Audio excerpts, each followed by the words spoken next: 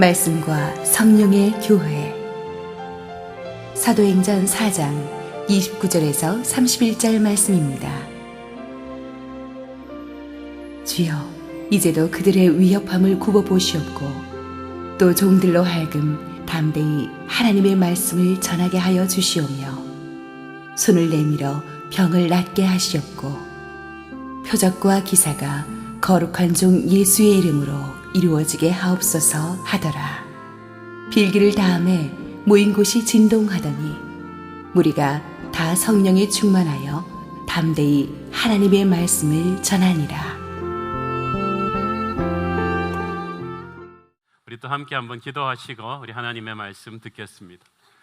사랑하는 아버지, 은혜를 감사합니다. 오늘 또 이렇게 좋은 가을, 10월의 가을날에 하나님의 음성을 듣기 위해서 모였습니다. 하나님, 오늘 말씀하여 주옵소서. 예수님의 이름으로 기도합니다. 아멘. 지난주로 우리는 사도행전 28장의 전체의 강해 설교를 모두 잘 마칠 수가 있었습니다. 오늘부터 우리는 기독교의 기본 교리들, 이 펀더멘털들을 하나하나씩 풀어나가는 기독교 에센스 시리즈 설교를 연말까지 하도록 하겠습니다. 우리가 교회를 오래 다니면서 기본적인 교회 교리에 대해서 아는 것 같지만, 또는 아는 척하고 있지만, 또 물어보기 민망해서 못 물어보고 있지만, 어딘가 캥기는, 잘 모르는, 헷갈리는, 두려운, 불안한 이런 여러 가지 교리의 구석구석을 제가 친절하게 한 주씩 말씀드리도록 하겠습니다. 먼저 이번 첫 번째 주는 이 말씀과 성령의 교회라는 주제를 가지고 오늘 말씀드리고자 합니다. 오늘 읽은 말씀 본문에도 보면은 이 사도행전의 교회는 어떤 곳이었는가를 알 수가 있습니다. 뜨겁게 서로 기도하니까 말씀을 담대하게 전할 수 있게 되었고, 말씀을 담대하게 전하면서 또 기도하니까 기적과 표적이 많이 일어나는 것을 볼 수가 있었습니다. 그러니까 이 사도행전적인 교회란 이 말씀과 성령이 균형을 잡고 함께 끌고 가는 그런 교회인 것입니다. 그런데 안타깝게도 현대교회는 사도행전적인 교회가 균형을 잡고 시너지 효과를 이루고 조화시켰던 이 말씀과 성령의 조합을 자꾸 깨버렸어요. 서로 분리시키고 대립을 시켰습니다. 우리가 이 말씀을 강조하는 교회를 지향하는 신학적인 방향을 우리는 복음주의, 이반젤리컬리즘이라고 합니다. 또 그 반면에 성령과 이 능력을 강조하는 이쪽을 우리는 캐리스마티즘, 은사주의라고 이렇게 표현하고 있죠. 이 복음주의와 은사주의는 20세기 기독교를 양분하는 거대한 강줄기와도 같습니다. 복음주의는 성경 66권은 완전하며 교회는 어떤 일이 있어도 그 말씀의 권위를 지켜야 한다. 이 말씀을 있는 그대로 전하고 보호하고 공부해야 한다고 믿습니다. 삶의 모든 영역에서 이 말씀의 원리에 입각해서 복종하는 제자도의 삶을 가르쳤습니다. 대부분의 보수 장로교회들, 침례교회들, 개혁주의 교회들이 이 복음주의 진영에 속했고, 저도 이 보수 복음주의 출신이죠. 세계 약 15억의 개신교 신자가 이 진영에 속합니다. 그러나 또 성령의 교회를 대표하는 은사주의는 크리스찬의 힘과 원동력은 성령의 임재와 능력이다. 그래서 은사주의 교회는 하나님을 체험하고 그분의 능력을 구하며 성령님을 통한 이 기적과 변화를 기대하라고 요구합니다. 하나님의 성회, 순복음교회, 오순절 교회들이 다 이 은사주의 진영에 속하는데 전 세계 개신교 신자들의 약 5억 4천 정도가 이 진영에 속합니다. 그런데 안타깝게도 이 두 진영이 서로 대적하고 적대시한 이 경향이 많았어요. 은사주의는 복음주의를 가리켜서 너희들은 열정이 없는 경직된 현대판 율법주의가 아니냐. 또 복음주의는 은사주의를 가리켜서 너희들은 너무 감정적이다, 너무 신비주의적이다, 너무 기복이 심하다 라고 하면서 거의 이단시해 왔습니다. 그런데 하나님의 은혜로 지난 30년 동안 이 두 강줄기가 서로 적대시하던 태도를 버리고 서로 하나가 되어가는 놀라운 일들이 이제 세계 개신교 진영 곳곳에서 일어나고 있습니다. 복음주의를 대표하는 잡지 크리스티애니티 투데이는 이제 은사주의 진영의 글들을 많이 싣기 시작했습니다. 매년 5월 미 전국으로 방영되는 미국의 초교파적인 가장 큰 집회인 컨설트 프레이어, 기도 콘서트 집회에도 이제 복음주의와 은사주의를 대표하는 돌아가신 CCC의 빌 브라이트 총재나 복음주의 대변인이죠. 그리고 이 은사주의의 대변인격인 잭 헤이포드 목사님이 같이 서서 포옹하고 융합하는 그런 모습을 보여주었습니다. 한국에서도 복음주의 진영의 대표적인 리더였던 사랑의 교회 옥하는 목사님과 은사주의 교회 대표적인 리더였던 이 순복음교회 조용기 목사님이 주일 강단 교류를 하죠. 아주 한국 교회에 큰 감동을 준 이 은사주의와 복음주의의 조우였습니다. 온누리교회나 오륜교회나 한국의 그 많은 또 장로교회들이 복음주의의 콘텍스트 안에서 이 성령운동과 은사주의를 적극적으로 받아들였습니다. 또한 순복음교회도 말씀과 이 신학의 여러 가지로 부족한 자신들의 약점을 인정하고 많은 복음주의 목회자들을 초청해서 장로, 목회자, 세미나와 청년 집회 강사로 많이 초대하기 시작했습니다. 저도 몇 번 다녀왔습니다. 중남미의 선교지에서도 이런 연합운동들이 눈에 띄게 늘어나고 있습니다. 저는 새로운 교회를 개척하고 지금까지 오면서 이 복음주의와 은사주의를 잘 융합시킨 이 기름 부으심이 있는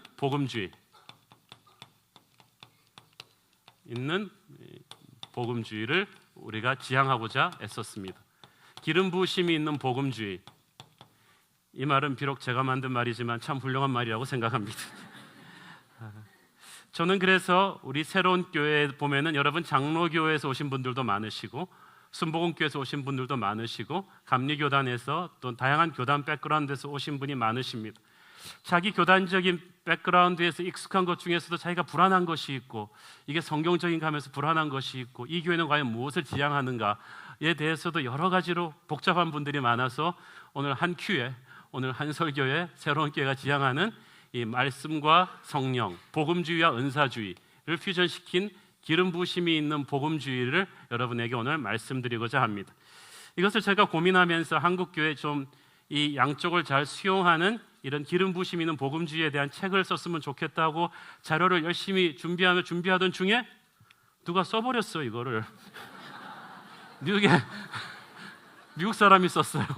이 더그 베니스터라고, 이분도 굉장히 전통적인 복음주의에서 성장한 목사님이었는데 성령 체험을 하고 은사주의와 이 복음주의를 합치는 좋은 이 책을 논리적으로도 신학적으로도 또 대중적으로 너무 잘 쓴 거예요.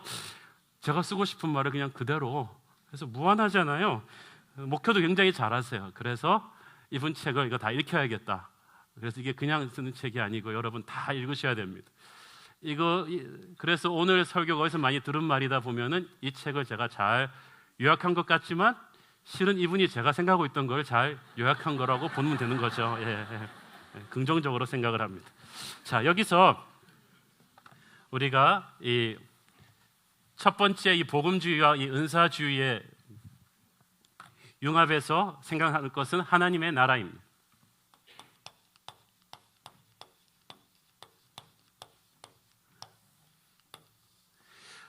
우리가 이 많은 신학자들이 하나님의 나라를 얘기할 때 already but not yet, 이미 그러나 아직 임하지 않았다. 무슨 말이냐면 하나님의 나라는 예수님이 오신과 함께 이 땅에 왔지만 아직 완전히 이 땅이 새하늘과 새 땅으로 바뀐 것은 아니다.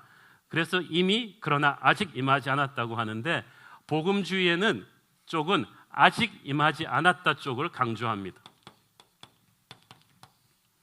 그러니까 이 세상에는 주님이 오셨지만 주님께서도 로마 황제가 아직도 로마의 권력을 잡고 있는 걸 인정하셨고 가이사의 것은 가이사에게 바치라고 하셨습니다. 가난한 자들이 음식을 구걸하는 상황은 달라지지 않았고 베데스다 목가에서 주님은 38년 된 병자를 치료하셨지만 주님이 안 치료하신 사람이 99%였다는 그런 세상입니다. 만왕의 왕이신 주님도 배신당하시고 죽으셔야만 했습니다. 우리는 타락한 세상에 살고 있기 때문에 주님이 오셨다고 해도 예수를 믿어도 병도 걸리고 고난과 고통은 불가피하게 당한다는 것입니다. 로마서 8장 22절 시작. 피조물이 다 이제까지 함께 탄식하며 함께 고통을 겪고 있는 것을 우리가 아느니라. 그러니까 이 죄 많은 세상의 타락한 세상이 주는 이 아픔을 우리가 너무 갈등하지 말고 받아들여야 한다는 겁니다. 그래서 이 아픔을 믿음으로 견뎌내는 그 눈물 속에서 오히려 우리는 하나님을 체험할 수 있다. 암에 걸려 죽어가면서도 암이 낫는 것도 복이지만 그 암에 걸려 죽어가서 낫지는 않지만 하나님의 평안을 체험하며 아름다운 죽음을 맞이하면서 주위 사람들을 격려하는 모습도 하나님께 영광 돌리는 일이다. 이 이혼한 배우자를 용서하는 기적, 술과 마약을 끊고 주님 앞으로 돌아오는 자녀들이 있는 것, 이런 조용한 기적들이 모여서 이 죄 많은 세상을 우리가 살지만 우리는 이 세상의 고통을 이겨내는 영적인 능력을 보여주자. 그래서 이 복음주의는 혁명으로 세상을 뒤집어 엎는 것이 아니라 이 견뎌내는 이 인내, 고통을 견뎌내는 인내, 자기 절제, 이런 영성을 가르친 거죠. 그러나 성령을 강조하는 은사주의의 경우는 그러나 아직에서 이미 임하신 하나님의 나라를 강조합니다. 마태복음 12장 28절 보겠습니다. 시작. 그러나 내가 하나님의 성령을 힘입어 귀신을 쫓아내는 것이면 하나님의 나라가 이미 너희에게 임하였느니라. 하나님의 나라는 영토의 개념이 아니라 다스림의 개념이거든요. 그래서 주님이 다시 오셨을 때 이미 하나님의 나라가 이 땅에 온 거예요. 병을 치유하시고 귀신을 쫓아내시고 십자가에서 사탄에게 결정타를 날리시고 죽음을 이기신 이 모든 부활의 기적들은 정상적인 이 상식의 차원을 넘어선 초자연적인 invasion of supernatural, 초자연적인 세계의 개입이라는 거예요. 그래서 우리 안에 계신 이는 세상에 있는 자마다 강하고 주께서도 너희가 세상을 이겼다고 하십니다. 그래서 이 은사주의에서 강조하는 말들은 막힌 담을 헐게 하시고 무너진 성벽을 구축하게 하시고 닫힌 문을 두드려서 여는 공격적이고 개척적인 영성을 가리킵니다. 그래서 복음주의에서는 아프면은 이 아픔 병을 받아들이고 이겨내는 가운데 하나님이 주시는 은총을 강조하는 데 반해서 여기는 기도해서 병을 고치는 이쪽을 이제 강조를 하죠. 이것이 어느 한쪽이 그르고 틀리다의 문제가 아니라 이게 양쪽이 다 필요합니다. 특별히 이 은사주의의 이미 임한 하나님의 나라 개념에서 우리가 이제 보아야 될 것은 서구 교회가 오랜 세월 동안 이 은사는 초대교회 시대 이후로 중단되었다는 것을 가르쳐 왔습니다. 그런데 지난주에 우리가 보았듯이 19세기 말 20세기 초부터 이 성령 운동이 시작되면서 하나님의 사도행전적인 은사는 지금도 계속되고 있고 지금도 치유와 예언과 방언과 이런 은사들이 폭발하고 있다는 것을 주장했습니다. 그리고 많은 대표적인 복음주의 신학자들, 앤드루 머레이라든지 마틴 로이드 존스라든지 존 파이퍼 같은 복음주의 신학자들이 이 은사는 중단되지 않았다는 사실을 이제 수용하면서 이제 복음주의와 은사주의는 하나님의 나라는 이미 임했지만 아직 임하지 않은 것을 이제 균형을 잡아야 된다는 쪽으로 이제 가고 있죠. 두 번째로 중요한 것이 이제 기독교 세계관입니다.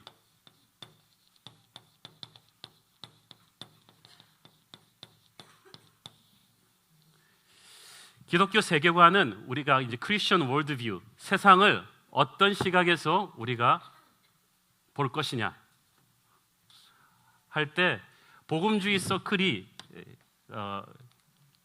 많이 이렇게 유명하게 만든 단어가 바로 코람 데오죠. 이것은 라틴어로 In the presence of God, 하나님의 임재 앞에 너희가 무엇을 하든지 먹든지 자든지 주 앞에서 하듯이 하라. 그래서 제자도라는 말을 또 복음주의에서 유행시켰잖아요. discipleship. 제자도란 무엇이냐? 제자도는 어떤 성경 공부 코스를 끝내는 사람이 아니라 자기 삶의 모든 분야 구석구석을 크리스천 관점에서 보는 법을 배우는 거라는 거죠.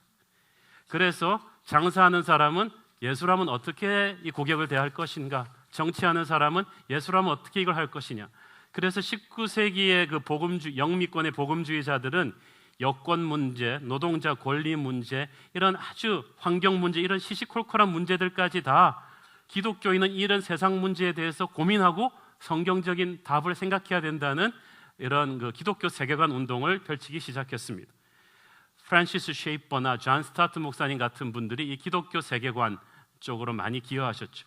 이분들이 강조하는 교회 이미지는 교회는 세상의 빛과 소금이 되어야 된다. 이 세상 속으로 도피하지 말고 들어가서 썩어야 한다. 그런데 이 은사주의 중심의 세계관에서는 세상을 지배하고 있는 어둠의 권세를 적극적으로 대적하는 그런 영적 전쟁의 이미지를 강조합니다. 여기서 보는 교회의 이미지는 우리는 그리스도의 신부다. 순결해야 한다. 세상의 때로부터 우리를 지켜야 한다. 그리고 우리는 그리스도의 군대다. 세상에 대해서 환상을 가지지 말라. 거짓된 평화를 맺다가는 잘못하면 우리가 망한다. 그래서 영적 전사가 되어야 한다는 것입니다. 여기서 보면은 세상은 고쳤을 수 있는 중고차가 아니라 폐차시켜야 될 차다. 그래서 복음주의가 이 세계관이 어떻게든지 세상과 좀 접촉점을 가지면서 dialogue with the world, 그 세상과 좀 대화를 해서 거룩한 영향력을 미치려 함에 반해서 은사주의는 세상과 거리를 두고 단절될 걸 가르치죠. 그래서 기독교 순교운동, 성결운동, 영적인 전쟁, 도시를 성시화시킨다, 어둠의 권세를 몰아낸다, 이것이 다 은사주의에서 말하는 단어인데 우리는 이 교회의 이 양쪽 이미지가 저는 다 필요하다고 저는 생각을 합니다. 주님께서도 요한복음 17장에서 말씀하시기를 저희가 세상에 있으나 세상에 속하지 아니하였다고 했어요. 교회와 세상에서의 관계는 물 위에 떠 있는 배와도 같습니다. 교회가 물 가운데로 들어가야 되지만 물이 배 안으로 들어오면 배는 침몰됩니다. 교회가 세상 속으로 가지만 또 세상이 안에 들어오게 세상화되면 안 되죠. 그래서 꼭 도심 속의 수도원 같은 세상 속에 있으나 세상과는 다른 어떤 차별성과 또 세상으로부터 도피하지 않는 그런 거룩한 긴장감을 우리는 가지고 가야 된다는 거죠. 지금 당장 이해가 안 돼도 괜찮습니다. 이거 한 학기 신학교에서 강의하는 거니까 책을 읽으시면 그것도 다 설명을 해줍니다. 자, 그 다음에는 이 말씀 사역을 가지고 또 이 양쪽 진영이 이 뷰가 조금 달라집니다. 자, 하나님의 말씀.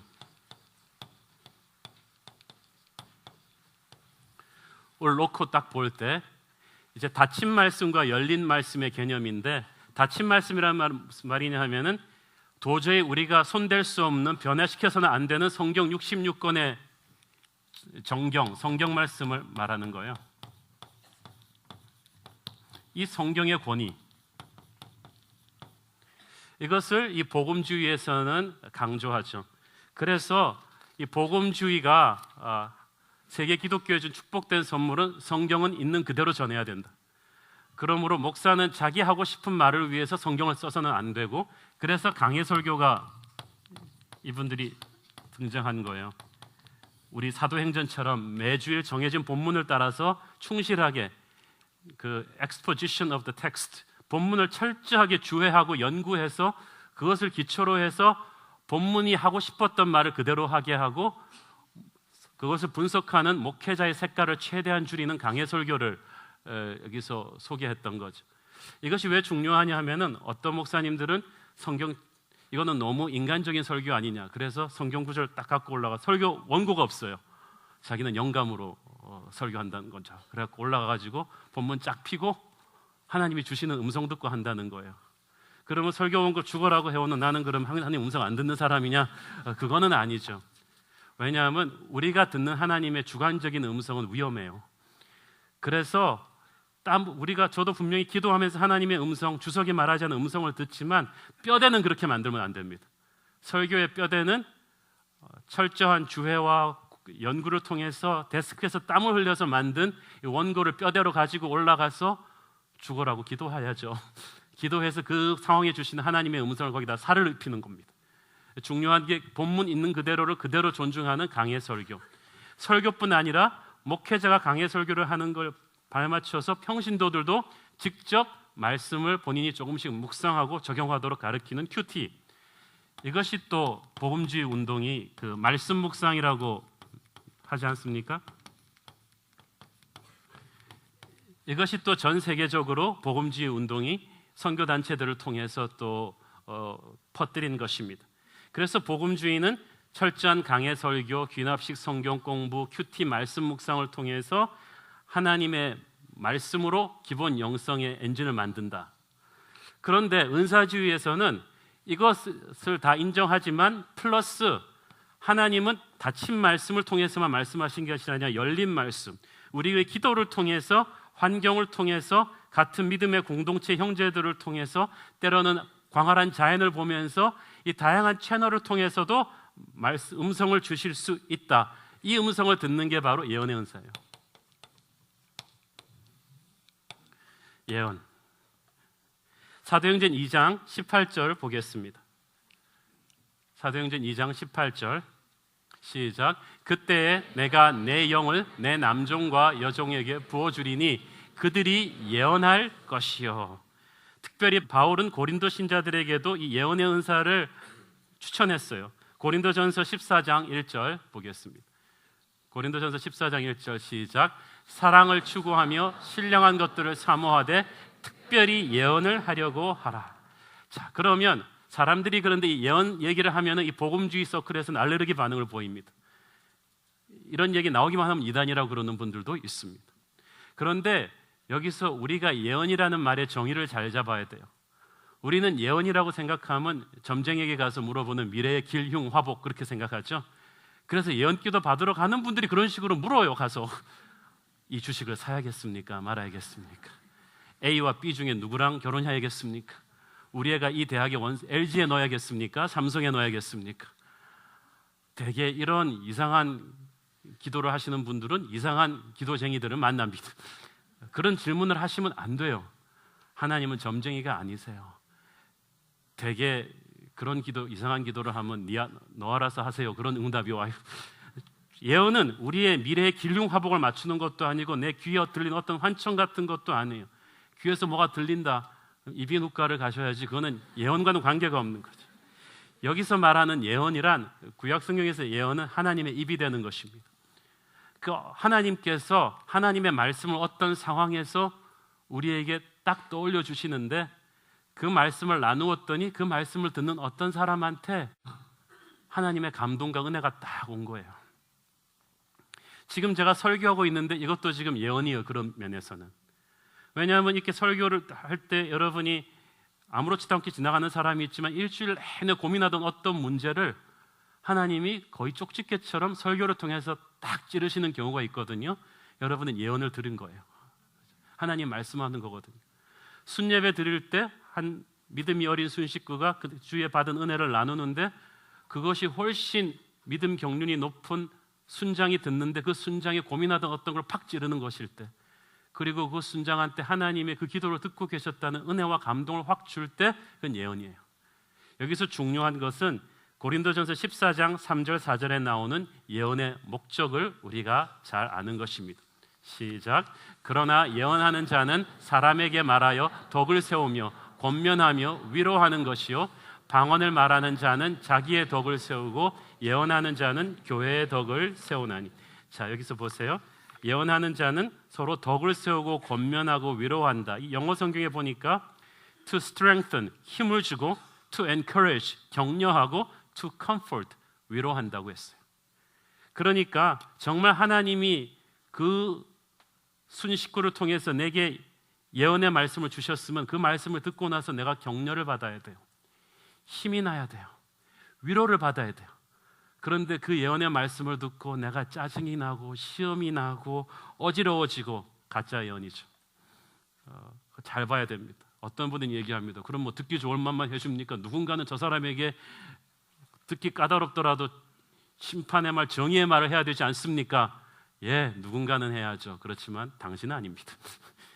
그건 하나님이 직접 하실 것이고, 중요한 것은 우리가 이것을 예언의 목적을 정확하게 알고 이것을 허락하는 것입니다. 기름 부심이 있는 복음주의가 있는 교회는 이런 예언의 은사가 교회 안에 덕스럽게 흐르는 것을 허락하죠. 데살로니가전서 5장 20절에 보세요. 시작. 예언을 멸시하지 말고. 그 전절이 성령의 불을 소멸하지 말고예요. 그러니까 여러분이 성경의 권위를 믿는다면 이 예언의 은사를 하나님이 주셨다는 걸 믿어야죠. 그러나 왜 자꾸 이 문제에 대해서 자꾸 한국 교회가 시끄럽냐 하면 워낙 하나님의 음성 들었다, 예언의 은사 받았다 그러면서 이상한 사람들이 많아요. 한 직장에 제대로 붙어 있지 못하고 가정도 깨져가고 머리도 수세미처럼 하고 다니면서 하나님 말씀하셨다고 하니까 이런 사람들이 예언의 은사 자체에 욕을 먹이는 거죠. 가짜들이에요. 아까도 말씀드렸듯이 진짜 예언은 그런 게 아니죠. 그래서 이 우리가 구데기 무서워서 장 못 담글 필요가 없듯이 이 예언의 사역을 잘못 오용하는 사람들 때문에 예언 사역 전체를 셧다운할 수는 없어요. 그래서 성경적인 안정장치가 필요해요. 그래서 예언의 안정장치가 바로 이 성경 말씀이에요. 여러분, 정말 그 교회에서 예언 사역이 활발하게 돌아가려면 그 교회가 정말 말씀 충만해야 됩니다. 저는 우리 교회에서 예언 사역에 대해서 문을 열어도 저는 두렵지 않습니다. 왜냐하면 우리 교회는 철저하게 말씀 중심적인 교회이기 때문에 그렇습니다. 우리 교회에서 여러분이 뭘 하려면 LCS를 하든지 뭘 하려든지 해도 QT하고 바이블 파노라마하고 성경을 뚫지 않으면 우리 교회 리더십으로 못 올라갑니다. 그래서 객관적인 말씀이 철저하게 된 다음에는 이 예언의 은사를 체크할 수가 있어요. 아이합의 그 예언자 리더격인 마이클 비클의 그 인터뷰를 봤는데 그분이 참 겸손해요. 예언의 은사를 잘못 사용한 사람들이 많다는 거예요. 그런데 자기는 예언은 미래를 점치는 것이 아니라 하나님이 그 순간에 주시는 은혜의 감동을 말씀을 기초로 해서 형제에게 전하는 것이라고 합니다. 그리고 꼭 그렇게 얘기해야 된대요. 내가 틀릴 수도 있다. 형제님이 성경 말씀을 찾아서 직접 체크해 보시기를 바랍니다. 굉장히 겸손한 말이죠. 마이클 비클 자신이 수백 권의 주석책을 가지고 성경을 한 구절 한 구절 철저히 연구하는 성경학자입니다. 사랑하는 여러분, 저는 이게 중요하다고 생각합니다. 저는 우리가 하나님께서 이 우리 교회의 성경 중심의 교회로 세우기를 바랍니다. 그리고 그 성경이 체크 포인트가 되어서 이 예언 사역을 건강하게 필터해 나가기를 바랍니다. 그 사람의 예언이 진짜인지 아닌지를 테스트해 보는 것은 성경의 권위를 거치는 거예요. 그런데 예언 사역이 아주 은혜 충만한 사람은 말을 적게 하고 겸손하게 하고 철저하게 성경 말씀을 가지고 합니다. 그게 중요합니다. 예언 사역을 거르는 또 하나의 안전장치는 교회 공동체죠. 형제 자매들의 사랑이죠. 이것은 나중에 또 얘기하기로 하겠는데, 어쨌든 이 복음주의의 이 닫힌 말씀, 우리가 변화시키지 못하는 말씀과 끊임없이 우리에게 말씀하고 계신 이 열린 말씀의 절묘한 시너지를 만드는 것이 바로 말씀과 성령의 교회라고 저는 믿습니다. 이 은사주의 사역이 또 우리에게 준 큰 선물이 있죠. 이건 뭐 전 세계 교회에 준 큰 선물입니다. 그것은 기도입니다. 사실은 이 전 세계 교회에 메말라 있던 이 기도 운동에 이 불을 붙이 이 20세기 은사주의의 이 기도 사역의 이 뿌리는 아까 말씀드린 하나님의 나라가 이미 이 땅에 임했다는 그 세계관과도 연관이 되어 있을 것입니다. 그래서 하나님의 나라가 이 땅에 임했기 때문에 이 은사주의는 하나님께서 아직도 세상에 초자연적으로 개입하실 수 있다고 믿어요. 그리고 기도가 바로 그 하나님의 초자연적인 개입을 가능케 하는 통로라고 믿는 거예요. 그래서 여러분, 기도를 아주 그냥 의식으로 하는 사람과 기도를 통해서 내가 지금 이 순간 하늘의 능력을 다운로드해서 내 사랑하는 병든 자를 고칠 수 있다고 믿는 사람과 귀신이 떠날 수 있다고 믿는 사람과 이 지역의 어둠의 세력이 물러나고 이 교회가 세워질 수 있는 영적인 클라이밋, 그런 환경이 조성될 수 있다고 믿는 사람의 기도는 하늘과 땅 차이죠. 열기가 다르죠. 또 은사주의에서는 계속 영적 전쟁이 진행 중이라고 믿고 있거든요. 그 영적 전쟁의 툴이 바로 기도라고 믿고 있기 때문에 여기는 기도가 세질 수밖에 없습니다. 주님께서도 내 집은 기도하는 집이라고 했습니다. 저는 이 교회의 모든 모임 시간에 이 기도가 충만해야 된다고 믿습니다. 그래서 교회는 회의를 많이 하면 교회가 정치적이 되고요, 기도를 많이 하면 교회가 영적이 되거든요. 그래서 처음에는 아무리 정치적이지 않은 교회도 자꾸 그렇게 회의로 일을 처리하고 싶어져요. 근데 그 욕망을 억누르고 교회가 자꾸 기도 충만해야 됩니다.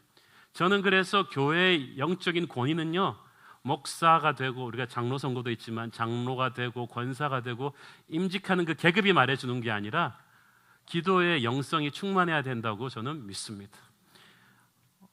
어떤 젊은이들의 말로 한마디로 기도를 한번 하고 나면 이렇게 영빨이 느껴져야 되는 거. 그 장로님의 기도가 탁 나고 나면 가슴에 저리게 다가오는 하나님의 불이 느껴지는 그 골방 기도가 리플렉트 돼야 돼요. 이 기도, 은사주의 기도가 세계교회에 준 또 하나의 선물이 방언입니다.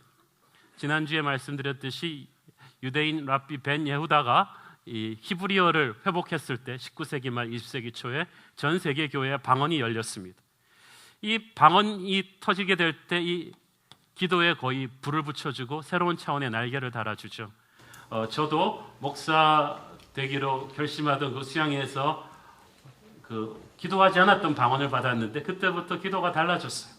그러나 방언은 하나님의 은사이기 때문에 받을 수도 있고 못 받을 수도 있습니다. 받은 사람은 못 받은 사람을 너무 압박하면 안 됩니다. 억지로 받아내기 위해서 막 쥐어짜도 안 돼요. 그건 하나님의 선물이기 때문이거든요. 저는 여러분이 하나님이 주시면 방언을 받고 기도의 불이 뜨거워지길 바랍니다. 그러나 방언을 못 받았다고 해서 기도의 용사가 아니라는 건 아니죠. 이 중요한 것은 이 기도가 이 말씀으로 체크를 받아야 된다는 거예요. 어떤 분은 기도원은 열심히 다니는데 말씀을 깊이 묵상하는 게 없어요. 그러면 이상한 소리를 듣게 됩니다. 기도하면서 헛소리를 하게 돼요. 그런데 말씀이 그 안에 충만해야 기도의 영이 맑아져요. 기도하면서 이상한 소리를 하지 않습니다. 그래서 이 말씀과 기도가 서로에게 힘을 실어주는 파트너인 거예요. 저는 여러분이 말씀 충만, 기도 충만한 사람 되기를 바랍니다. 또 한 가지 은사주의와 복음주의를 이해하면서 우리가 굉장히 중요한 포인트가 하나 있다면 그것은 치유 사역입니다.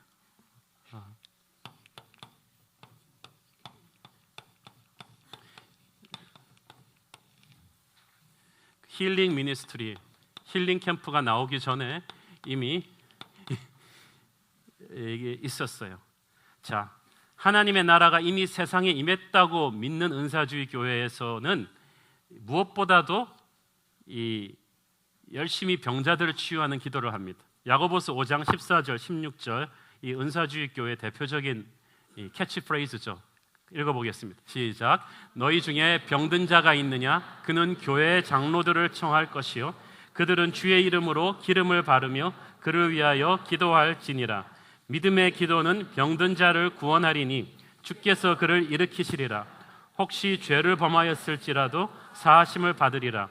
그러므로 너희 죄를 서로 고백하며 병이 낫기를 위하여 서로 기도하라. 의인의 간구는 역사하는 힘이 많으니라. 예. 자, 하나님의 교회는 성령이 약동하는 교회입니다.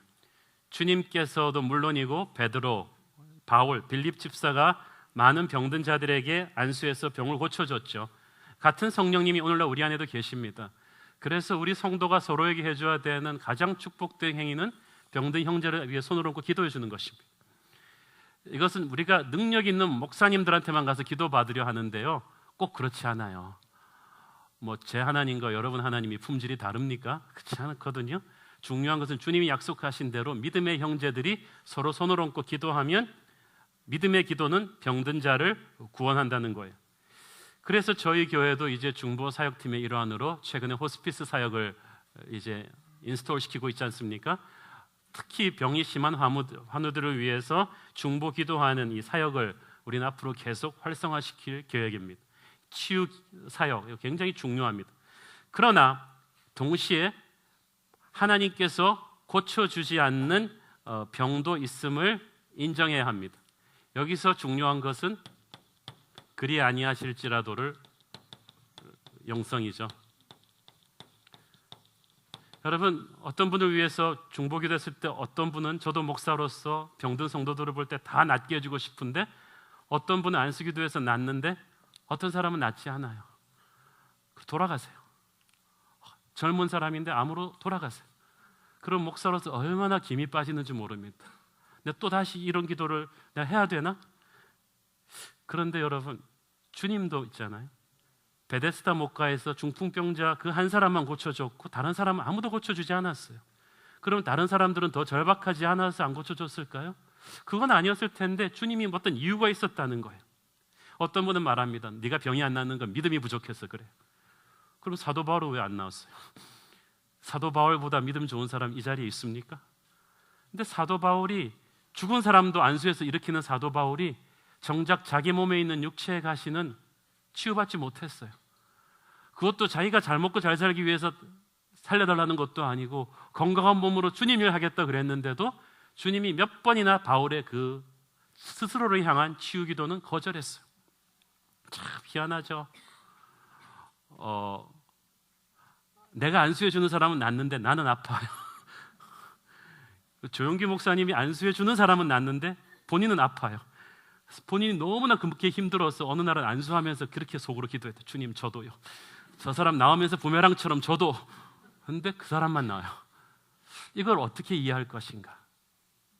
분명히 믿음의 기도는 병든 자를 일으킨다고 했는데, 그럼 내가 믿음이 문제가 있는가? 여기에 믿음으로 커버 안 되는 하나님의 신비가 있다는 거예요. 고린도후서 12장 9절 시작. 나에게 이르시기를 내 은혜가 네게 족하도다. 이는 내 능력이 약한 데서 온전하여짐이라 하신지라. 그러므로 도리어 크게 기뻐함으로 나의 여러 약한 것들에 대하여 자랑하리니 이는 그리스도의 능력이 내게 머물게 하려 함이라. 참 기가 막힌 말이죠. 그러니까 하나님의 거절까지도 하나님의 어떤 내가 알지 못하는 섭리를 알고 받아들일 수 있어야 된다는 거예요. 어떤 사람은 암에서 낫는 것이 하나님께 영광이고, 어떤 사람은 암의 고침을 받지 못하지만 그 죽어가는 과정에서 하나님께 더 영광일 수도 있는데, 완전한 스토리는 천국 가서야 우리가 알 수 있습니다. 그러므로 우리가 병든 자를 위해서 기도할 때 말씀과 기도는 병든 자를, 믿음의 기도는 병든 자를 구원하다의 영성과 그리 아니하실지라도 혹은 내 은혜가 네게 족하도다의 영성을 우리가 두 가지를 다 갖고 갈 수밖에 없다는 것입니다. 또 어떤 치유 사역에서는요, 아픈 사람을 위해서 기도했으니까 의사 볼 필요 없고 약도 끊어야 되고 병원 가지 말아야 된다고 하는 분도 있습니다. 그래서 이상한 기도원 원장 말 듣고 약 끊었다가 돌아가신 분도 있습니다. 그런데 의사나 약은 하나님의 작품이에요, 그것도. 그래서 의사와 약과 병원은 치유 사역의 원수가 아니라 동지입니다. 약도 의사도 없는 미개지에서는요, 타일레놀도 없는 미개지에서는 하나님이 기적같이 사람을 치유해 주는 것을 많은 선교사님들이 간증합니다. 그런데 미국과 한국 같은 선진국으로 오면 그런 일이 끊어진다는 거예요. 왜냐하면 여기서는 타일레놀이 있으니까, 의사가 있으니까. 그것도 하나님의 치유하는 툴이라는 것입니다. 그래서 우리가 이 밸런스를 잡아야 되는 것입니다. 치유하시는 하나님, 그러나 우리도 알지 못한 하나님의 섭리가 또 있다. 자, 이 은사주의와 복음주의를 이해할 때 영적인 성장을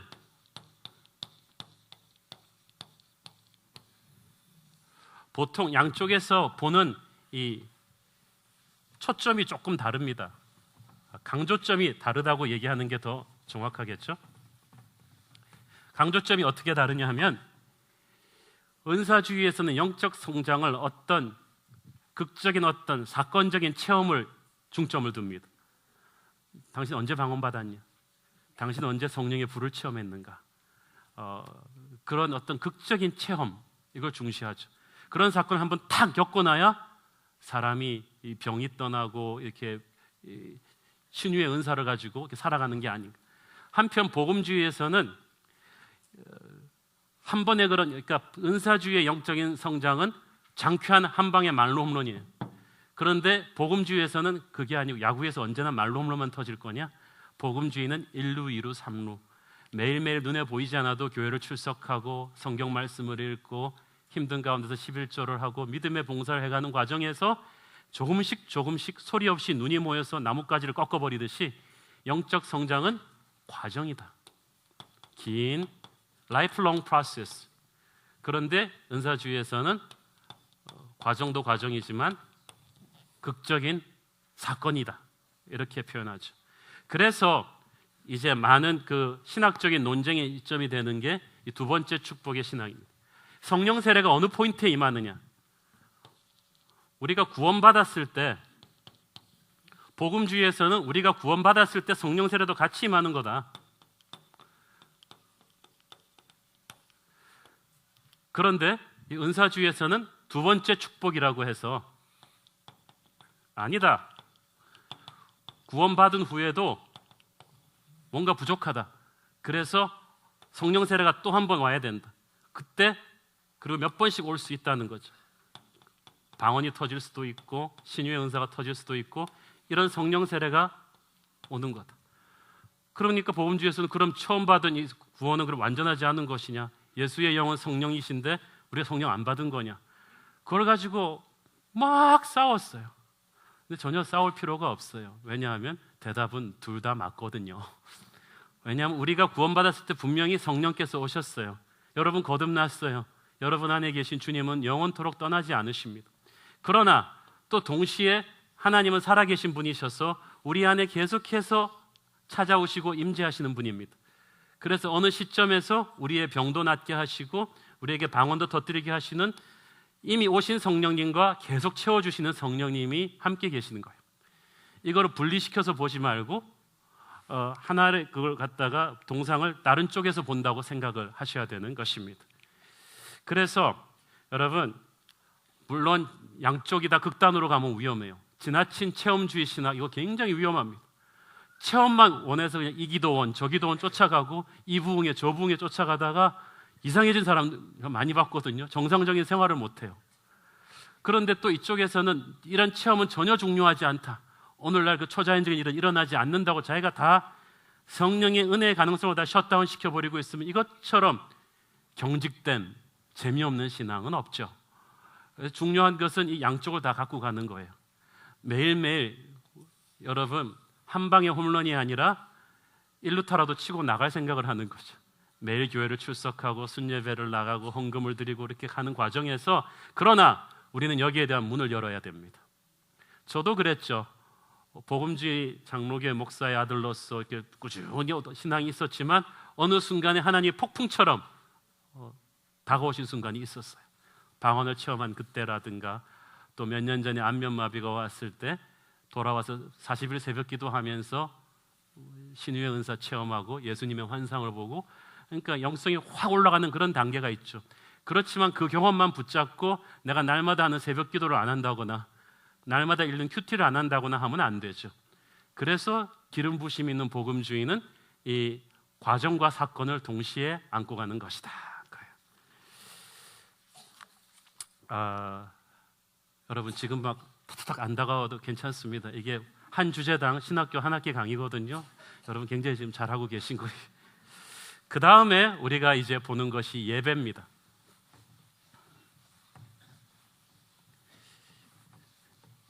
은사주의 교회가 이 성령운동이 20세기 그 예배와 찬양에 대해서 아주 큰 혁신을 가져오지 않았겠습니까? 이때까지만 해도 복음주의자들은 건강한 교리에 입각한 수많은 찬송가를 지어서 불렀습니다. 그런데 은사주의 예배는 그런 전통의 찬송가를 보완하면서 새로운 그 성령의 감동이 있는 가스펠 혹은 CCM, Christian Contemporary Music 찬양에 불을 붙였습니다. 이것은 하나님을 자신들의 음악으로 노래하고 싶은 신세대의 열망을 노래한 것입니다. 어떤 분은 얘기합니다. 이 경박한 젊은이들의 세상적인 음악 가락으로 특히 경건한 찬송가를 그래서 어떤 분이 그러십니다. 새로운 교회는 찬송가를 안 불러요? 불렀는데요. 보니까 우리가 편곡해버려갖고 그런 거예요. 그러니까 이분들 생각에는 하나님의 이렇게 불러야 되는데 하나님 이렇게 막 편곡의 음악을 확 바꿔버리니까 이분이 이게 찬송가 같지 않은 거예요. 그러므로 여러분이 익숙해진 것은 그 음악 톤이지 그 음악 자체가 아니에요. 근데 여러분 세월이 변해서 그렇지요. 처음에 마틴 루터가 찬송가를 많이 썼을 때 그 찬송가를 갖다가 그 바로크 클래식 음악에다 맞춘 것이 아니라 독일의 선술집에서 부르는 대중가요 음악 톤에다 붙인 거예요. 왜냐하면 마틴 루터는 대중들 속으로 이 찬양이 들어가기를 원했기 때문에. 그래서 우리가 경건하게 부르는 내 주는 강한 성이요 그게 선술집에서 대중가요였어요 그때는. 근데 이게 300년 지나니까 이렇게 된 거죠. 락앤롤과 팝 음악에 익숙한 7, 80년대 젊은이들의 음악에 신앙적인 가사를 붙이고 고전 찬송가를 현대 음악으로 리메이킹한 찬양곡들을 소개한 게 이제 은사주의 교회죠. 이 복음주의권 찬양이 그렇다고 틀렸다는 건 아니에요. 이 복음주의권 찬양이 하나님의 위대하심에 하나님을 올려드리는 것에 초점을 맞춰드렸다면 은사주의 찬양은 하나님과 나의 친밀함이에요. 인티머시. 이게 둘 다 필요해요. 왜냐하면 이게 없으면 경박해지죠. 이게 또 지나치면은 경박해지고 경직되고 말아요. 그래서 경직과 경박의 이 중간을 쫙 우리가 잡는 게 이게 중요한 거예요. 그래서 이 은사주의, 복음주의 예배의 경우는 하나님을 높여드리는 거에 집중을 했기 때문에 그때 예배를 본다는 말이 많이 생겼어요. 예배를 앞에서 잘 연습한 성가대가 부르는 쪽으로 집중했는데 이제 은사주의에서는 내가 다 성가대야. 그러니까 화여가 전부 컨그리게이션이 같이 들어오는 거죠. 그래서 전부 다 같이 참여하는 예배가 되는 거예요. 그래서 그 은사주의 예배는 성도들이 다 같이 바빠요. 그리고 은사주의 예배에서 처음으로 온몸을 하나님께 드리는 바디 월십이 생깁니다. 같이 일어나서 손을 높이 들어 주를 찬양하고 박수를 치고 율동을 하고 걸음을 옮기고 함께 안아주고 가슴에 손을 대는 이런 모든 행위들이 여기서 나온 거예요. 하나님과의 인티머시, 하나님을 체험하는 그쪽으로. 처음에는 복음주의 교회들이 막 놀랬죠. 이게 불경건하게 이것이 무슨 짓이냐? 그러다가 이것을 이제 이해하기 시작한 거예요. 예배하기에 있어서 또 한 가지 중요한 것은 7, 80년대까지 빌 하이버스나 릭 고레는 그 구도자들을 위한 예배를 따로 드려야 된다고 했어요. 불신자들은 눈높이가 다르기 때문에 너무 하나님 색깔을 강하게 내는 예배 음악 설교 이런 거 하지 말고 그들의 세상적인 가치관을 존중해주는 편한 음악과 드라마와 영상과 쉬운 설교를 해주는 구도자 예배를 따로 해줘서 그들이 논리적으로 기독교를 받아들일 수 있게 해야 된다고 했어요. 그런데 그것은 논리적인 사고를 하던 모던주의 시대의 얘기고 지금은 아니에요. 지금의 시대는 논리적으로 설득하는 것이 아니라 체험당해주는 걸 원하는 거죠. 요즘 사극에 보면은 팩션이잖아요. 사실은 10%, 90%는 픽션. 그런데도 사람들은 거기에 공감대를 형성하는 것처럼 이제 불신자들을 끌어당기는 예배도 복음 전도를 위해서 강렬한 성령의 임재를 체험하게 하라. 그리고 스토리를 원하는 신세대에게 복음의 스토리를 정확하게 설교로 보여주고 그렇게 해서 쉬운 메시지가 분명한 설교와 성령의 임재가 강력한 예배로 불신자와 신자를 같이 끌어들이는, 그래서 하나님을 체험하게 하는 그런 예배로 우리가 가고 있다는 것입니다. 소그룹도 마찬가지입니다. 은사주의 교회나 이 복음주의 교회나 이 역동하는 교회들은 전부 다 이 소그룹 사역이 잘 움직이고 있는데 이 강조점이 달라요. 복음주의 교회에서 소그룹 사역은 큐티 나눔입니다. 말씀을 나누고 적용하고 실천하는 것을 서로 나누고 쉐어하는 많은 선교단체들이 유행시킨 그런 소그룹의 개념입니다. 은사주의의 소그룹은 중보기도 모임이에요. 구역 식구끼리 모였으면 뜨겁게 서로를 위해서 기도하고 안수해주고 하나님께서 들려주신 말씀들을 서로 나누는, 그렇다면 무엇이 옳은 것이고 나쁜 것이냐, 그게 아니라 우리가 다 해야죠. 살아있는 우리 교회 만약에 순예배는 사실 순장이 복음주의냐 은사주의 출신이냐에 따라서 한쪽으로 기울 수가 있어요. 기운 분들은 잘 듣기를 바랍니다. 여기에 순예배는 반드시 말씀 나눔과 기도가 50% 균형을 맞춰줘야 돼요. 이것만 너무해도 아카데미가 되고요, 이것만 너무해도 이상한 신비주의가 되어버려요. 이것을 계속 팽팽하게 끈을 당겨줘야 살아있는 이 소그룹이 형성이 되는 것입니다. 말씀과 성령의 교회를 세워나가는 데 있어서 가장 중요한 것은 사랑이다.